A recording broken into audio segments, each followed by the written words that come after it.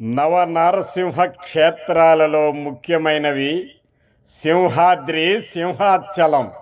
విశాఖపట్నానికి 16 కిలోమీటర్ల దూరంలో సముద్ర మట్టానికి 800 అడుగున ఎత్తుగల కొండపైన వెలసిన నరసింహ క్షేత్రం ఇది.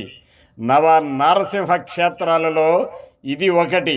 ఈ దేవాలయాన్ని సుమారు 9వ శతాబ్దంలో నిర్మించారు అని శాసనాలు చెబుతున్నాయి. గర్భాలయంలో స్వామివారు వరాహముఖం, మానవ ఆకారం, సింహపు తోక కలిగి ఉంటారు. వరాహ నరసింహమూర్తుల సమ్మేళనంలో వెలసిన ఈ స్వామిని సింహాద్రి అని పిలుస్తారు. ఈ గుడి ముఖమండపంలో ఒక స్తంభం ఉంది.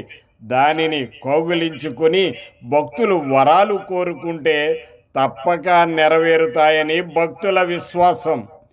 అద్భుతమైన శిల్ప సంపద, అందమైన చెక్కడాలు ఎంతో రమణీయంగా ఉంటాయి. వరాహ పుష్కరిణి కొండ కింద అడవివరం గ్రామంలో ఉంది.